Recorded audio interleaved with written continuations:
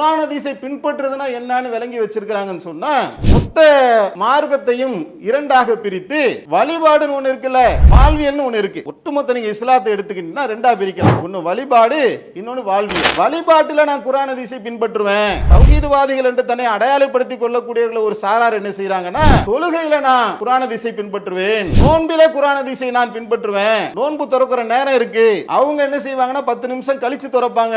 நான் கரெக்டா உயிரை கழுத்துல கொண்டாந்து கத்திய வச்சாலும் கூட இந்த நேரத்துல தான் நோன்பு திறப்பேன், தாயத்து போட மாட்டேன், தகடு கட்ட மாட்டேன், பில்லி சூனியம் கிடையாது.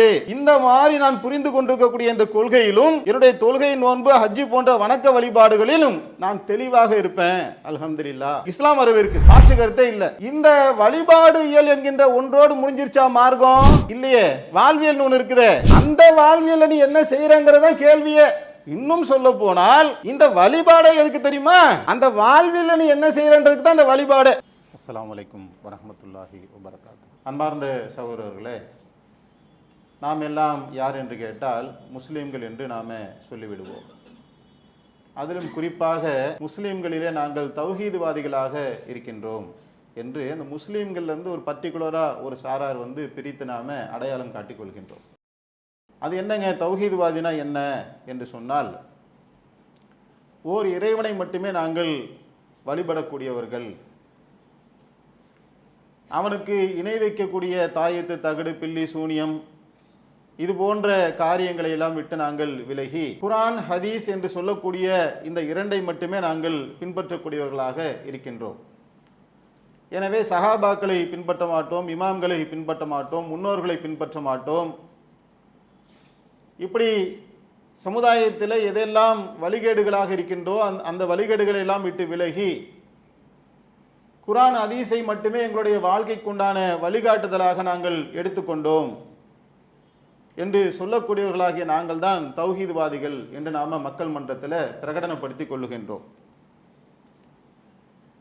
இது உண்மையா, இது சத்தியமா என்று சொன்னால், அல்லாஹ்வுடைய அருளை கொண்டு நாம் எந்த இலக்கை நோக்கி பயணிக்கின்றோமோ அந்த அல்லாஹ்வுடைய அருளை பெற்று மறுமையிலே சுவனத்தை அடைய வேண்டும் என்று சொன்னால், இந்த குர்ஆன் ஹதீஸ் அடிப்படையில் நம்முடைய வாழ்க்கையை நாம் அமைத்து கொண்டோம் என்று சொன்னால் அதுதான் சரியானது என்பதில் நமக்கு எந்த விதமான மாற்று கருத்தும் இருக்க முடியாது. ஆனால் குர்ஆன் ஹதீஸ் தான் மார்க்கம் என்கின்ற இந்த ஒன்று நாம் நம்முடைய சிந்தனையை கொண்டு யோசித்து ஆய்வு செய்து நாம் எடுத்த ஒரு முடிவு, ஒரு அறிவுபூர்வமான ஒரு திட்டம். அது இந்த விஷயத்தை நாம் நம்புகின்ற காரணத்தினால் இதை நாம் நடைமுறைப்படுத்தாமல், வாழ்வில் என்று சொல்லக்கூடிய ஒன்றிலே நாம் நடைமுறைப்படுத்தாமல் விட்டுவிடுவோம் என்று சொன்னால் அந்த நம்பியதிலே எந்த பொருளுமே இல்லாமல் போய்விடும். ஒரு கொள்கையை நாம் ஏற்றிருக்கின்றோம், இந்த கொள்கையிலே நடைமுறைப்படுத்தக்கூடிய மக்கள் சிலர் இருக்கின்றார்கள். குர்ஆன் ஹதீஸ் என்று சொல்லிவிட்டு அந்த குர்ஆன் ஹதீஸ் அடிப்படையில் தன்னுடைய வாழ்க்கையை அமைத்துக் கொள்ளக்கூடியவர்கள் ஒரு சாராராக பிரிகின்றார்கள். இன்னொரு சாராரை எடுத்துக்கொண்டால் குர்ஆன் ஹதீஸ் என்கின்ற ஒன்று சொல்லப்படுகின்றது, ஆனால் நடைமுறை வாழ்க்கை என்கின்ற ஒன்று இருக்குல்ல, அந்த நடைமுறை வாழ்க்கைக்கும் எதை சிந்தித்து ஆய்வு செய்து ஒப்புக்கொண்டோமோ அந்த குர்ஆன் ஹதீஸுக்கும் சம்பந்தமே இல்லாமல் இருக்கும். இப்படி சம்பந்தமே இல்லாமல் இருந்தால் அதனால் எந்த விதமான பலனும் இருக்காது. உதாரணத்துக்கு சொல்வதாக இருந்தால், இப்போ ஒருத்தருக்கு பிரியாணி செய்கிறது எப்படி அப்படிங்கிறத அவரால் ஒரு 10 நிமிஷம் அரை மணி நேரம் பேச முடியும். முதல்ல எண்ணெயை ஊற்றணும், வெங்காயம் போடணும், கறியை போடணும், அரிசியை போடணும் சொல்லுவாங்கல்ல. இந்த மாதிரி A to Z அதுக்கு கங்கு வைக்கிற வரைக்கும் எல்லாத்தையும் பேசி ஒருத்தரால் சொல்ல முடியுது. ஆனால் இப்படி சொல்லுகின்ற காரணத்தினால அந்த பிரியாணி தயாராகுமா? அது வேறு, இது வேறு. தெரிஞ்சு வச்சிருக்காரு, அவ்வளோதான். உண்மையிலேயே பிரியாணி வேணும்னு சொன்னால் அது ப்ராக்டிக்கலாக அவர் என்ன செய்யணும், விறகு எடுத்துகிட்டு வச்சு அதை பற்ற வைக்கிறதுலேருந்து அந்த அண்டாவை மூடி போடுவாங்கள்ல, அது வரைக்கும் எல்லாத்தையும் களத்தில் இறங்கி செய்யணும், அனலில் நிற்கணும், பல மணி நேரம் அதில் செலவிடணும். அவ்வளோ ப்ராசஸையும் கரெக்டாக செஞ்சு முடித்தாதான் அந்த சுவை மிகுந்த பிரியாணி என்கின்ற ஒன்று வெளியே வருது. அவர் தெரிஞ்சு வச்சிருக்கிறதுன்றது வேற, நடைமுறை என்பது வேற. தெரிஞ்சு மட்டுமே வச்சிருக்கிறதுனால நமக்கு ஒரு ரிசல்ட் வராது அப்படிங்கிறத நம்ம கண்ணு முன்னாடி நாம் பார்க்க முடிகின்றது. அப்போ அன்பார்ந்த சகோதரர்களே, இப்போ நாம் எதை குர்ஆன் ஹதீஸ் தான் மார்க்கம் என்று நாம் சிந்தித்து யோசித்து ஏற்றுக்கொண்டிருக்கின்றோமோ அதை நம்முடைய வாழ்க்கையில் நடைமுறைப்படுத்துவதற்கு எது தடையாக இருக்குது? ஒன்று யோசிச்சாச்சு, இதுதான் மார்க்கம்னு யோசிச்சாச்சு. அதுக்கு எது தடையாக இருக்கின்றது என்ற தடையை கண்டறிந்து அந்த தடையை நாம் தகர்த்து எறியாத வரையில் அந்த குர்ஆன் ஹதீஸ் என்கின்ற ஒன்றை நம்முடைய வாழ்க்கையில் நாம் நடைமுறைப்படுத்த முடியாது. அது உண்மைதான், சத்தியம்தான். குர்ஆன் ஹதீஸ் தான் நம்முடைய வாழ்க்கைக்கான அடிப்படை என்பதில் மாற்று கருத்தும் இல்லை. ஆனால் ஏன் நடைமுறைப்படுத்தப்படாமல் இருக்கின்றது என்பதை நாம் சிந்திக்க கடமைப்பட்டிருக்கிறோம். அன்பார்ந்த சகோதரர்களே, எது தடையாக இருக்குன்னு சொன்னால், இந்த உலக வாழ்க்கையில் நாம் வைத்திருக்கக்கூடிய மோகம் இருக்குல்ல, இந்த உலக வாழ்க்கையில் மனிதன் வைத்திருக்கக்கூடிய இச்சை, ஆசை, அதில் இருக்கக்கூடிய ஆர்வம், அதில் அவன் எவ்வளோ முனைப்பு செய்து பாடுபடுகின்றானோ, இந்த உலக வாழ்க்கையினுடைய இச்சை தான் நாம் ஏற்றுக்கொண்ட அந்த கொள்கையை நோக்கி பயணிப்பதற்கு பெரும் தடையாக இருக்கின்றது. மனிதன் என்பவன் தேவை உடையவனாக இருக்கிறான். அவனை சொல்லியும் குறை இல்லைல்ல, அவனுக்கு பல்வேறு விதமான தேவை உடையவனாக அவன் படைக்கப்பட்டிருக்கிறான். சோறு வேணும், பொண்டாட்டி வேணும், புள்ள வேணும், இதையெல்லாம் மெயின்டைன் பண்ணுறதுக்கு காசு பணம் வேணும். ஒரு கட்டத்தில் இதெல்லாம் கிடைத்தது என்று சொன்னால் அதை டெவலப் பண்ணணும். அதை டெவலப் பண்ணி கொண்டே இருக்கக்கூடிய நேரத்தில் அதை தக்கவும் வைக்கணும். அப்போ எவ்வளோ வேலைகள் இருக்குது பாருங்கள் மனுஷனுக்கு. காலையிலேருந்து நைட்டு வரைக்கும் என்னப்பா யோசிச்சுட்டு இருக்கிறான் என்று அவனுக்குள்ளே சென்று, குறிப்பாக ஒரு தௌஹீதுவாதிக்குள்ளே சென்று நாம் யோசித்து பார்த்தோம் என்று சொன்னால், அவனுடைய வாழ்நாளினுடைய பெரும்பகுதியை எடுத்துக்கொண்டால் இதைத்தான் யோசிச்சுட்டு இருக்கிறான். எதை யோசிக்கிறான்? பொருளாதாரத்தை எப்படி ஈட்டுறது, அதை எப்படி டெவலப் பண்ணுறது, இன்னைக்கு பஜாருக்கு போகிறோமே எவ்வளோ காசு எடுத்துகிட்டு போகலாம், என்ன சரக்கு வாங்கலாம், அதை எப்படி அடுக்கலாம், இன்னைக்கு கடைக்கு ஆள் கரெக்டாக வந்துடுவாங்களா, வந்த ஆளுக்கு என்ன வேலை கொடுக்கணும், அந்த போன சரக்கு நம்ம ஏற்றி விட்ட சரக்கு வந்துருச்சா, அதுக்கு டேக்ஸ் கரெக்டாக கட்டிட்டோமா, கரண்ட் பில்லு கட்டிட்டோமா, கேஸ் கட்டிட்டோமா, வீட்டு வாடகை கட்டிட்டோமா, இதையெல்லாம் கெட்டுற அளவுக்கு வியாபாரம் ஓடிடுச்சா, ஒரு காலம் அது ஓடலைன்னா அதுக்கு என்ன செய்யணும், வெளியே கடன் ஏதாவது வாங்கணுமா, கடன்காரனுக்கு பதில் சொல்கிறது எப்படி, அல்லது சம்பாதிச்ச காசை பேங்க்கில் கொண்டு போய் போடுறது எப்படி, இப்படியே ஒரு நாள் முழுக்க அவனுடைய யோசனைகள், சிந்தனைகள் எல்லாமே எது ஆக்குபைட் பண்ணியிருக்குன்னு சொன்னால், அவனுடைய வாழ்க்கையினுடைய பெரும் பகுதியை தூங்குற நேரம் என்கின்ற அதில் கூட அவன் என்ன நினைக்கிறான்னு தெரியல, இதை பற்றி யோசிக்கிறானோ என்னமோ தெரியல. தொழுகைக்கு வந்தால் அந்த சிந்தனை, தக்பீர் கட்டினா அந்த சிந்தனை, பள்ளியாசல் உட்காந்து பயான் கேட்டாலும் அந்த பொருளாதாரத்தை குறித்த சிந்தனை, டைவர்ட் ஆகிக்கிட்டே இருக்கான். எதை நோக்கி டைவர்ட் ஆகிறான்னா, அந்த வாழ்க்கை குறித்தான வட்டத்திலே என்ன செய்கிறான், சுற்று சுழன்றடிக்கக்கூடிய காட்சியை நாம் பார்க்குறோம். அப்போ இந்த உலக வாழ்க்கையில் இருக்கக்கூடிய அந்த சூழலிலே, வாழ்க்கை என்று சொல்லக்கூடிய அந்த சூழலிலே அவன் சிக்கி தவிக்கக்கூடிய அந்த நேரத்தில், அந்த வாழ்க்கை போதில் அதில் என்ன செய்வான், நேர்மையாகவும் இருப்பான். ஒரு சூழல் வந்தால் 4 பொய்யும் சொல்லிப்பான். கடன் இல்லாமல் வாழணும் தான் நினைப்பான், நெருக்கடி வந்தால் கடனும் வாங்கிக்குவான். கடனே அடைக்க முடியாத நிலைமை வந்தால் 2 வட்டிக்கும் வாங்கிக்குவான். உடஞ்சி போன ஒரு பொருளை அப்படியே என்ன செய்வான், கவரில் போட்டு கொடுக்கவும் செய்வான். ஒரு வாக்குறுதியை கொடுப்பான், சூழல் சந்தர்ப்ப நெருக்கடி, அந்த வாக்குறுதியை மீறவும் செய்வான். எல்லாமே கலந்த ஒரு கலப்படமான ஒரு நிலையில தான் நம்முடைய வாழ்க்கை அங்கே சிக்கி இருக்கக்கூடிய காட்சியை பார்க்குறோம். பெரும்பாலும் நீங்கள் வியாபாரிகளை எடுத்துக்கங்க, பலரும் இருக்கிறாங்க. ஒரு வியாபார பெருமக்களாக இருந்து நாம் யோசித்தோம் என்று சொன்னால், இப்படி தான் அவனுடைய வாழ்க்கையினுடைய ஓட்டம் போய் கொண்டிருக்கக்கூடிய காட்சியை நாம பார்க்கிறோம். அப்ப இதுல எங்க மார்க்கம் வந்துச்சு, இதுல இஸ்லாம் எங்க வந்தது, யோசிச்சு ஆய்வு செஞ்சு குர்ஆன் ஹதீஸ் தான் மார்க்கம். பல விவாத களங்களை கூட நான் சந்திக்க தயாராக இருக்கிறேன். என்கிட்ட உட்கார்ந்து நீ நபித்தோழர்களை பின்பற்றணுமா, குர்ஆன் ஹதீஸை பின்பற்றணுமான்னு சொன்னா, நானே உங்ககிட்ட மணிக்கணக்காக பேசுறதுக்கு நான் தயாராக இருக்கிறேன் என்று வாத பிரதிவாதங்களை எடுத்து வைத்து கொண்டு பேசுவதற்கு கூட நான் தயாராக இருக்கிறேன். அது வேறு, அது தனியாக என்ன செஞ்சாச்சு, குர்ஆன் ஹதீஸ், இந்த குர்ஆனை என்ன செஞ்சுட்டேன், எல்லாம் விளங்கி புரிஞ்சு இதுதான் வாழ்க்கையுடைய வழிகாட்டி என்று விளங்கி அதை பீரோ மேலே தூக்கி வச்சுட்டேன். ஹதீஸையெல்லாம் புகாரி 7 பார்ட்டை வாங்கி பீரோவில் அடுக்கி வச்சுட்டேன். ஹதீஸ் கபோர்டுக்குள்ளே இருக்குது, குர்ஆன் பீரோக்கு மேலே இருக்குது. நான் என்ன செய்து கொண்டிருக்கின்றேன், என் வாழ்க்கையில் நான் எதுக்குள்ளே சிக்கிக்கிட்டு இருக்கிறேன் என்று பார்த்தால், அதை டெவலப் பண்ணுறதுல நான் கண்ணும் கருத்துமாக இருக்கின்றேன். அதை பெருக்குவதில் என்னுடைய கவனம் இருக்குது, அதை தக்க வைப்பதில் என்னுடைய கவனம் இருக்கின்றது. அதில் நான் போகக்கூடிய நேரத்தில் அது பொய், புரட்டு, வட்டி, எல்லா விதமான முசீபத்துகளுக்குள்ளும் சிக்கி நான் அதில் சுழண்டு கொண்டிருக்கின்றேன் என்று சொன்னால், அல்லாஹ்வுடைய அருளை கொண்டு குர்ஆன் ஹதீஸின்படி தன்னுடைய வாழ்க்கையை அமைத்துக் கொள்ளக்கூடியவர்களும் இருக்கின்றார்கள். எல்லாருமே அப்படி நம்ம சொல்ல வரல. ஒரு சாரார் அப்படி இருக்கிறாங்க, ஒரு சாரார் இப்படியும் போறாங்க. இந்த அடிப்படையில் நாம் போகின்றோம் என்று சொன்னால் இது குர்ஆன் ஹதீஸை பின்பற்றியதாக ஆகுமா? இப்போ குர்ஆன் ஹதீஸை பின்பற்றுறதுனா என்னன்னு விளங்கி வச்சிருக்கிறாங்கன்னு சொன்னா, மொத்த மார்க்கத்தையும் இரண்டாக பிரித்து வழிபாடுன்னு ஒன்று இருக்குல்ல, வாழ்வியல்னு ஒன்று இருக்கு. ஒட்டுமொத்த நீங்கள் இஸ்லாத்தை எடுத்துக்கிட்டீங்கன்னா ரெண்டாக பிரிக்கலாம். ஒன்று வழிபாடு, இன்னொன்று வாழ்வியல். வழிபாட்டில் நான் குர்ஆன் ஹதீஸை பின்பற்றுவேன். தௌஹீதுவாதிகள் என்று தன்னை அடையாளப்படுத்திக் கொள்ளக்கூடியவர்கள் ஒரு சாரார் என்ன செய்கிறாங்கன்னா, தொழுகையில் நான் குர்ஆன் ஹதீஸை பின்பற்றுவேன், நோன்பில குர்ஆன் ஹதீஸை நான் பின்பற்றுவேன். நோன்பு திறக்கிற நேரம் இருக்கு, அவங்க என்ன செய்வாங்கன்னா 10 நிமிஷம் கழிச்சு திறப்பாங்க. நான் கரெக்டாக உயிரை கழுத்தில் கொண்டாந்து கத்தியே வச்சாலும் கூட இந்த நேரத்தில் தான் நோன்பு திறப்பேன், தாயத்து போட மாட்டேன், தகடு கட்ட மாட்டேன், பில்லி சூனியம் கிடையாது. இந்த மாதிரி நான் புரிந்து கொண்டிருக்கக்கூடிய இந்த கொள்கையிலும் என்னுடைய தொழுகை, நோன்பு, ஹஜ்ஜு போன்ற வணக்க வழிபாடுகளிலும் நான் தெளிவாக இருப்பேன். அல்ஹம்துலில்லாஹ். வரவேற்கு, இஸ்லாம் வரவேற்குது, மாற்று கருத்தே இல்லை. இந்த வழிபாடு இயல் என்கின்ற ஒன்றோடு முடிஞ்சிருச்சா மார்க்கம்? இல்லையே. வாழ்வியல் ஒன்று இருக்குதே, அந்த வாழ்வியல் நீ என்ன செய்யறங்கிறத கேள்வியே. இன்னும் சொல்ல போனால் இந்த வழிபாடை எதுக்கு தெரியுமா? அந்த வாழ்வியல் நீ என்ன செய்யறன்றதுக்கு தான் இந்த வழிபாடு. வழிபாட்டில் ஒருத்தன் கரெக்டாக இருக்கிறாங்க, தொழுகிறான், நோன்பு வைக்கிறான், ஹஜ்ஜுக்கு போகிறான், திக்ரு செய்கிறான், தஸ்பீக் செய்கிறான், குர்ஆன் ஹதீஸ் அடிப்படையில் தான் எல்லாம் க்ளீனாக செய்கிறான். இதுவே எதுக்குன்னா இந்த வாழ்வியலுக்கு தான். வாழ்வியலிலே ஒருவன் கோட்டை விடுவான் என்று சொன்னால் அந்த வழிபாட்டினால் எந்த பிரயோஜனமும் இல்லைன்னு இஸ்லாம் சொல்லுது. ஒட்டுமொத்த வழிபாட்டையும் அழிச்சு மூஞ்சிலே தூக்கி எரிஞ்சிருவேன், அது எனக்கு தேவையில்லைங்கிறான் அல்லாஹ். நான் தான் தேவையற்றவனா இருக்கேனப்பா.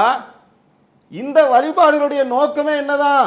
வாழ்வியலிலே நீ இந்த இஸ்லாத்தை கடைபிடிக்க வேண்டும், அல்லாஹுக்காக அந்த இஹ்லாஸை அவனுடைய உள்ளத்தில் அந்த தூய்மையை கொண்டு வருவதற்காகத்தான் இந்த வழிபாடே சொல்லப்படுகின்றது.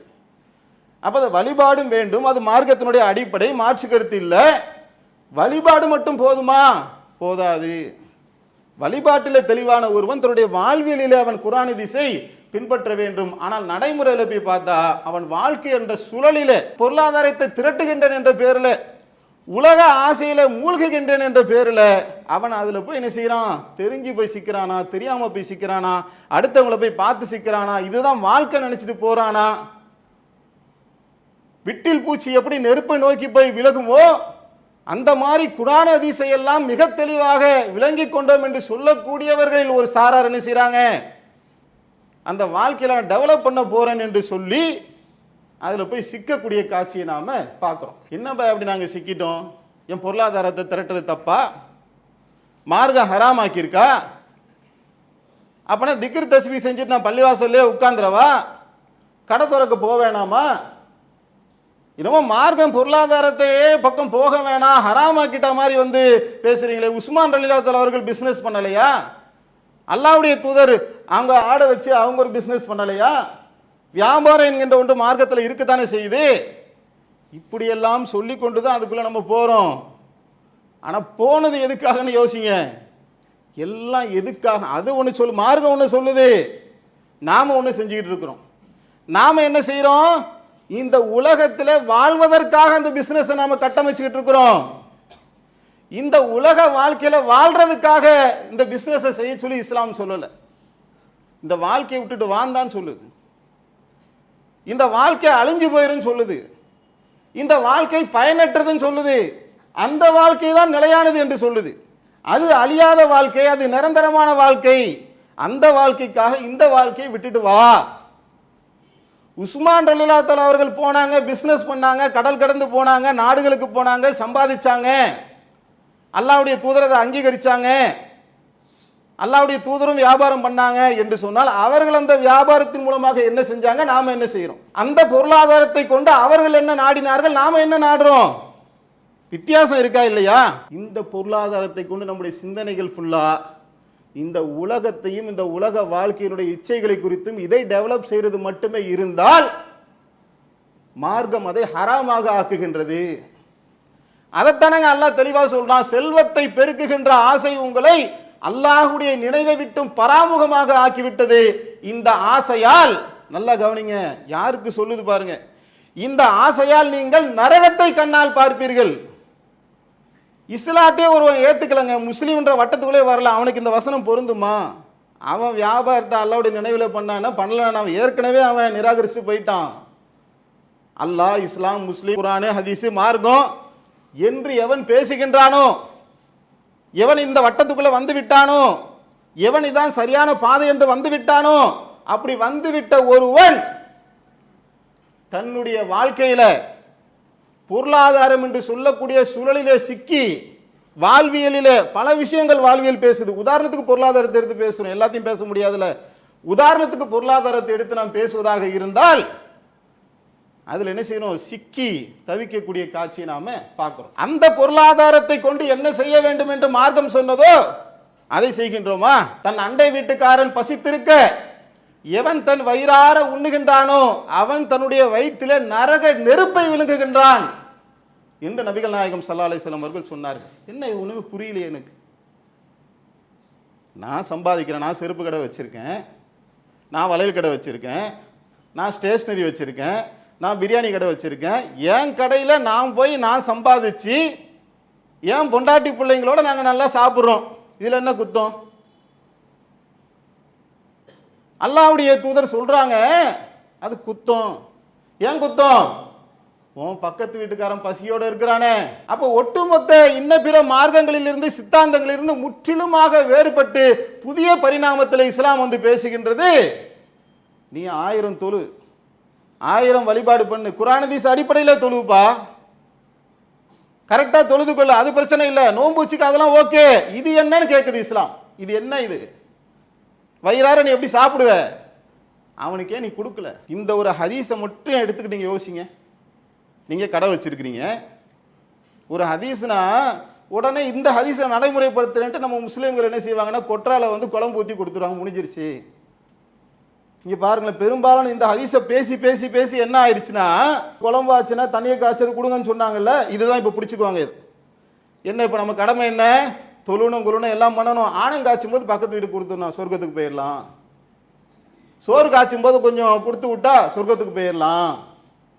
எங்க ஒரு சாறு தாங்க, ஒரு விஷயத்தின் மூலமாக எடுக்கக்கூடிய சாருன்னு ஒன்று இருக்குல்லங்க, அந்த சாருக்கு ஒரு உதாரணம் சொல்றாங்க அல்லாஹ்வுடைய தூதர்.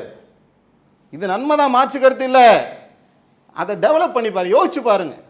சிந்திக்கக்கூடிய ஆற்றலை அல்லாஹ் மனுஷனுக்கு கொடுத்துருக்கான்ல.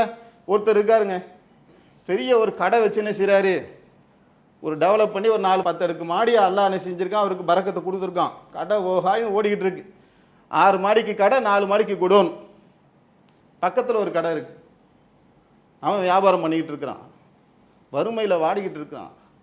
அவன் யார் என்று சொன்னால் அவனும் குர்ஆன் ஹதீஸை பின்பற்றி கொண்டிருக்கின்றான். உதாரணத்துக்கு சொல்றேன், யாராவனா இருக்கட்டும், உதாரணத்துக்கு அவனுக்கும் வயிறு இருக்கு, அவனுக்கும் வாய் இருக்கு, அவனும் நோன்பு வைக்கிறான், அவன் வீட்டில் இன்னும் கரண்ட் பில்லு கட்டலைங்க. கரண்ட் ஃபீஸை இன்னைக்கு பிடுங்கிடுவானோ நாளைக்கு பிடுங்கிடுவானோன்னு பதறிக்கிட்டு இருக்கிறான். வீட்டு வாடகை கட்டல, குழந்தைங்களுக்கு துணி எடுக்கல, இரத்த கண்ணீர் வடிக்கிறான். அல்லாஹ் என்று அல்லாஹ்விடத்தில் கதறி சஜ்தால விழுந்து அழுகின்றான், மன்றாடுகின்றான். துன்பங்களிலிருந்து விடுதலை பெறுவது எப்படி என்று சில வாரங்களுக்கு முன்னாடி ஜும்மால பயான்ல பேசிட்டோம். அப்படின்னு கஷ்டப்பட்டாலும் துன்பப்பட்டாலும் அல்லாஹ்வை நாடி இருப்பா, அல்லாஹ் உனக்கு தருவான் அப்படின்னு பயான்ல கேட்ட உடனே இந்த 10 மாடியில கடை வச்சிருக்கான இவன் என்ன நினைக்கிறான், அவன் பாடு அல்லாஹ் பாடு அப்படின்னு இந்த பாய் நினைச்சுக்கிற. அந்த பூச்சாண்டிக்கெல்லாம் இங்க இஸ்லாத்துல வேலை கிடையாது. அண்டை வீட்டுக்கு அண்டை கடைக்காரன் அவனுடைய கண்ணீரை நீ துடைக்கவில்லை என்று சொன்னால், அவனுடைய வாட்டத்தை நீ போக்கவில்லை என்று சொன்னால், உன் அண்ணன் தம்பி மாமன் மச்சான் சொந்தக்காரன் சிரமத்தில் வாடி வதங்குறான், தூக்கம் இல்லாமல் இரவெல்லாம் தவிக்கிறான், அல்லாஹ்விடத்தில் உதவி தேடி மனும் தாயத்து போடலையே, தகடு போடலையே, பில்லி சூனியத்தை நம்பலையே, நீ எந்த கொள்கையை ஏற்றுக்கொண்டாயோ அந்த கொள்கையை ஏற்றுக்கொண்டா, ஏத்துக்கலாம் ஏதோ இருந்துட்டு போதுங்க. மனுஷன் அவன், அவனுடைய வாட்டத்தை நீ ஏன் போக்கல? இப்ப சொல்றான் அவன் பிச்சைக்கார பையங்க. அவன் எத்தனை மணிக்கு நான் கடைக்கு வரேன், அவன் எத்தனை மணிக்கு கடைக்கு வரான். 9 மணிக்கு நான் வந்து கடையில் நிற்கிறேன், அவன் 10 மணிக்கு வரான். எங்கள் அப்பா அப்பத்துலேருந்து எப்படி உழைச்சார் தெரியுமா? இப்படி பேசுவான், மண்டே ஆட்டி ஆட்டி இவனுடைய இதை எல்லாத்தையும் எடுத்து சொல்கிறான்.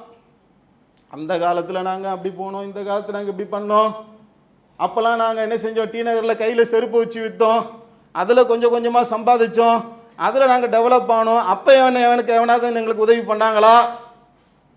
அப்போ ஒரு சின்ன கடையை வச்சோம், நாங்கள் டெவலப் ஆனோம், அப்புறம் அந்த கடையை பிடிச்சோம், அதில் நாங்கள் 3 பேர் அண்ணன் தம்பி சேர்ந்து கஷ்டப்பட்டோம், அப்புறம் இப்படி டெவலப் ஆனோம், அதானோ இதானோ கையை விட்டுன்னு செய்கிறான். இவனுடைய பெருமைகளை எல்லாம் எடுத்து பேசுகின்றான். என்ன குர்ஆன் ஹதீஸ்? குர்ஆன் ஹதீஸ் எங்கப்பா? ஆய்வுலாம் செஞ்சு கடைஞ்சு எடுத்து வாத பிரதிவாதங்களை வைத்தால் எல்லாருமே தெரிச்சு ஓடக்கூடிய அளவுக்கு எனக்கு தெரியும் குர்ஆன் ஹதீஸை பின்பற்ற வேண்டும் என்று. நான் கேட்கிறேன், இது குர்ஆன் ஹதீஸ்ல இருக்குதா?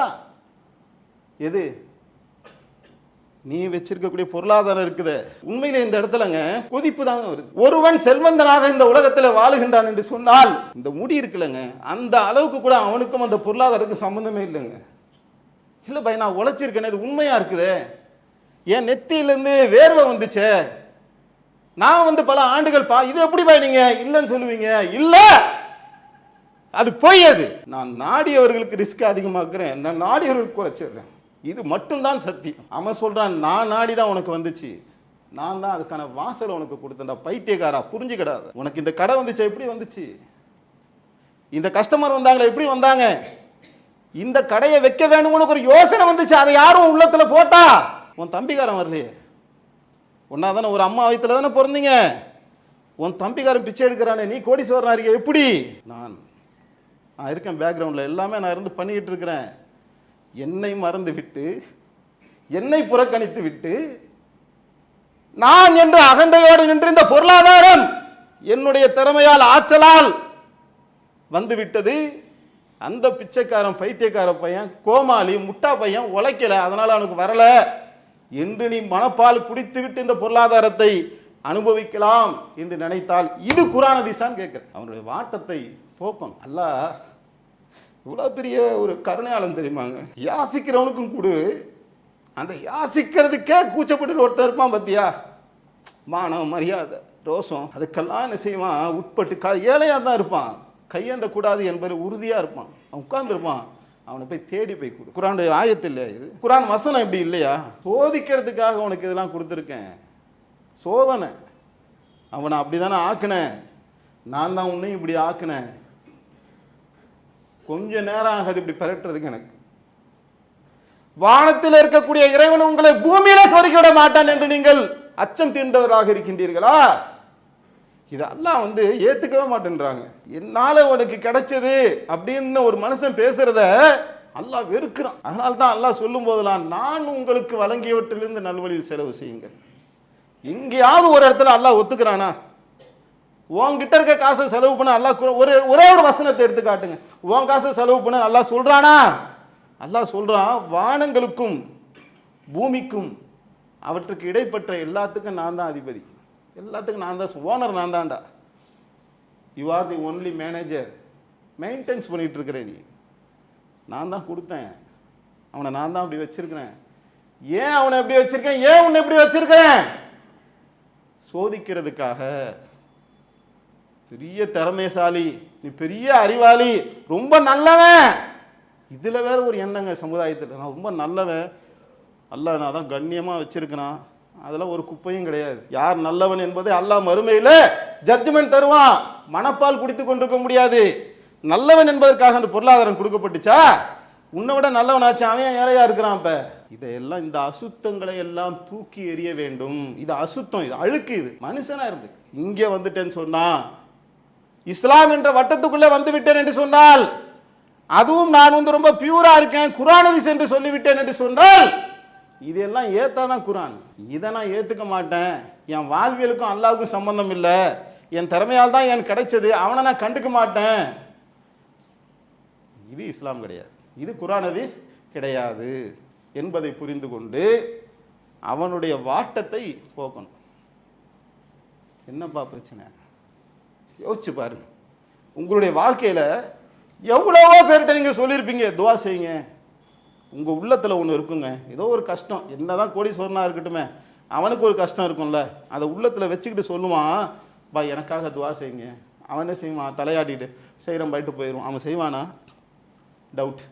இவன் செய்வான். யார் அவன்? பரிதவித்து வாழ்க்கையே என்னன்னு தெரியாம அல்லாஹ் அல்லான்னு அல்லாடிக்கிட்டு இருந்தானே, நீ கொடுக்க போற அந்த 10,000 50,000 1,00,000 காசு அவனுடைய வாழ்க்கையில ஒரு புத்துணர்ச்சி ஏற்படுத்த போகின்றது. நான் கேட்கிறேங்க, அல்லாஹ் நாடுனான்னு சொன்னா சுன்ற ஒரு நொடிங்க உலகத்தில் இருக்க எல்லாருக்கும் அல்லாஹ் ஈமானை கொடுத்துருவேன்னு சொல்றான் குரான்ல. ஈமானையே கொடுப்பேனா, காசு கொடுக்கறது அல்லாஹ்க்கு பெரிய விஷயமா? கொடுப்பானா கொடுக்க மாட்டானா? சக்தி இருக்கா இல்லையா?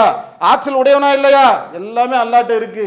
சோதனைக்காக வச்சிருக்கிறான். நீ போ அங்க பாரு. ரமலான் மாசம் அல்லாஹ்வுடைய அருள் பொழியக்கூடிய ஒரு மாதம். 1க்கு 10 அல்லாஹ் தரேங்கிறான். பள்ளிவாசல உட்கார்ந்தோம், திக்ரு செஞ்சோம், தஸ்பீக் செஞ்சோம், தொழுதோம், அல்ஹம்துலில்லாஹ். வரவேற்க வேண்டிய ஒரு விஷயம். அவனை சந்தித்து, என்னப்பா பிரச்சனை, ஏன் கடையில் சரக்கு இல்லை, இந்தப்பா அல்லாஹ் கேட்குறாங்க. அல்லாஹ்வுக்காக அழகிய கடன் கொடுப்பவன் யார்? அவன் எப்படிங்க கடன் கேட்பான் நம்மள்கிட்ட? இவ்வளோ பெரிய கேலக்சி, கோடான கோடி கிரகங்களை படைத்து வைத்திருக்கக்கூடிய அனைத்துக்கும் எஜமான் அவன் நம்மள்கிட்ட கேட்குறான், இப்போ எனக்காக யாராவது கடன் தரீங்களாப்பா? வாயடிச்சு போகிறோம், யோசிக்க முடியும், கற்பனையை பண்ண முடியலங்க. அல்லாஹ் எப்படி தெரியுமா பார்க்குறான்? அவனுக்கு கொடுத்த கடனை எனக்கு கொடுத்த கடனை அல்லாஹ் பார்க்குறான். நானே ஒரு பிச்சைக்கார பையன், 1000 கோடி சொன்னா இருக்கட்டும், அல்லாஹ் வந்து என்கிட்ட சொல்கிறான், டேய் உன்ட்ட நான் காசு பணம் கொடுத்தேன்ல, எனக்கு கொஞ்சம் கடன் கொடுறாங்கிறான். இதை நான் நம்ப மாட்டேன்னாக்க என்ன குர்ஆன் ஹதீஸ்? இதை நான் நம்ப மாட்டேன், இது ஹதீஸில் தான் இருக்குது, நான் நம்ப மாட்டேன். என் வாழ்க்கை நான் வீடு கட்டிக்கிட்டு இருக்கேங்க, அங்கே 2 வீடு கட்டியாச்சு, ப்ராஜெக்ட் முடிஞ்சிச்சு, அடுத்த ப்ராஜெக்ட் இங்கே போட் கிளப்பில் ஆரம்பிச்சிட்டேன். இப்போதைக்கு போயிட்டு வாப்போ, எப்படியே ஒன்று ஒன்றா நீ டெவலப் பண்ணிகிட்டே இருந்தியா, அதே அனுபவிக்காத முடியுதா? அது பேசினா தனி விஷயங்க, அதை விட்டுருங்க. அதை அவன்கிட்ட போய் அவனை சந்திச்சு, என்னதான்ப்பா பிரச்சனை, இந்தாப்பா 1,00,000 ரூபா பிடிப்பா, சரக்கு எடுத்து போ, அப்புறம் சொல்லுங்க தௌஹீத். அவன்கிட்ட பசியோடு இருக்கிறாங்க, அவன் சோறை கொடுக்கல, எப்படி பயான் பண்ணுவீங்க? அவனுக்கு காதில் கேட்குமா? வட்டிக்கு வாங்காத, வட்டிக்கு வாங்காத, வட்டிக்கு வாங்குறது தப்பு, நான் அதை குறைச்சி மதிப்பிடலை. வட்டி ஹராம், அல்லாஹ்வோடு போர் செய்யக்கூடிய ஒன்றுதான். இதை மட்டும்தான் குர்ஆன் பேசுதா? அல்லாஹ் கடனை கொடுக்க சொல்லலையா? தர்மத்தை கொடுக்க சொல்லலையா? அதை யார் பேசுறது? அதை யார் செய்யறது? வட்டிக்கு வாங்கின ஒருத்தனை பார்த்து ஏண்டா வட்டிக்கு வாங்கினன்ற கேள்வி ஓகே, ஆனால் அவன் நிலைமையிலிருந்து பாருங்க, நியாயப்படுத்தலை. அது மட்டும்தான் இஸ்லாமா? 1,00,000 இருந்தாப்பா வச்சுக்கப்பா, எப்போ கொடுக்கணுமோ உங்ககிட்ட கோடி கோடியா இருக்கு.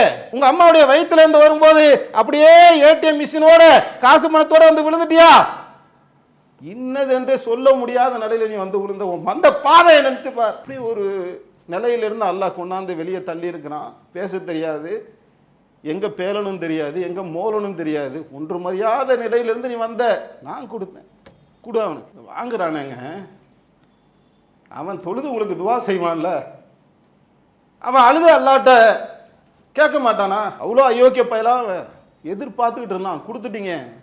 உங்கள் குடும்பத்தையே நினைச்சு என்ன செய்வான்? அல்லாட்ட பிரார்த்தனை, அல்லாஹ் புண்ணியவன் நல்லா இருக்கும், அவன் செஞ்ச பாவத்தை மன்னிச்சிரு, அவன் பிள்ளைக்கு நேர்வழியை காட்டு, மறுமையில் அவனுடைய பாவத்தை மன்னிச்சிரியா அல்லாஹ், என் வாட்டத்தை அவன் போக்கிட்டான், உன் வழியாக தான் அவன் வந்துச்சு என்று அல்லாஹ்வை பெருமைப்படுத்துவான், உனக்காக துவா செய்வான். இதெல்லாம் நடக்குமா? இதெல்லாம் நம்ப மாட்டேன்னா அப்புறம் என்ன குர்ஆன் ஹதீஸ்? இதெல்லாம் நான் நம்ப மாட்டேன். மறுமையில் ஒருத்தன் வருவானாங்க, மறுமையில் நடக்கக்கூடிய சம்பவத்தை அல்லாஹ்வுடைய தூதர் எடுத்து காட்டுறாங்க. விசாரிக்கப்படுகின்றது, இவர் செய்த நன்மை என்ன? அது கருத்து மட்டும் சொல்கிறேன், முழு ஹதீஸையும் சொல்ல முடியாட்டும் கருத்து சொல்கிறதா இருந்தால், அதில் அந்த நபர் குறித்து விசாரிக்கப்படுது. மலக்குமார்கள் சொல்கிறாங்க, பெருசாக ஒன்றும் இல்லைங்க இவர்கிட்ட, ஆனால் ஒன்றே ஒன்று செய்வார், கடன் கொடுத்தாருன்னா அந்த கடனுக்கு அவகாசம் கொடுப்பாரு, கொடுக்க முடியலன்னு சொன்னால் குறைச்சி வாங்கிக்குவார், அதுவும் முடியலன்னா தள்ளுபடி பண்ணிடுவார். இந்த கருத்தில் சொல்லப்படுது, மலக்குமார்கள் சொல்கிறாங்க. அல்லாஹ் அதை எப்படி பார்க்குறான் பாருங்க. இந்த இடத்த மட்டுமே யோசிங்க திருப்பி திருப்பி. அல்லாஹ் சொல்கிறான், நானே கருணையாளன், ஊரில் உன் லட்சணத்துக்கு நீயே கருணை காட்டுவியா? ஏன் கருணையை பாடுறா? இப்போ ஓ உன் பாவத்தெல்லாம் மன்னிச்சிட்டேன் போ. நான் கேட்குறேன், இதை விட ஒரு முஸ்லீமுக்கு என்ன வேணும்? இதை தாண்டி என்ன வேணும்னு கேட்குறேன். அதுக்கு தானேங்க இந்த நோன்புலாம், அதுக்கு தானே சோறு திங்காமல் உட்காந்துருக்கோம், அதுக்கு தானே தண்ணி குடிக்காமல் இருக்கிறோம். அந்த அல்லாஹ்வுடைய கருணை என் மீது பட்டு என் பாவங்கள் எல்லாம் மன்னிக்கப்பட்டு விட வேண்டும் என்பதுதானே ஒவ்வொருத்தனுடைய நோக்கமாக இருக்குது. அதை எதை கொண்டு அல்லாஹ் தர்றான் பாருங்க. ஒரு நாய்க்கு தண்ணி கொடுத்ததுக்கே ஒரு விபச்சாரியோடைய பாவத்தை எல்லாம் மன்னிக்கிறானா? எதுக்குள்ள இஸ்லாம் கட்டமைக்கப்பட்டிருக்கிறது புரியலையா?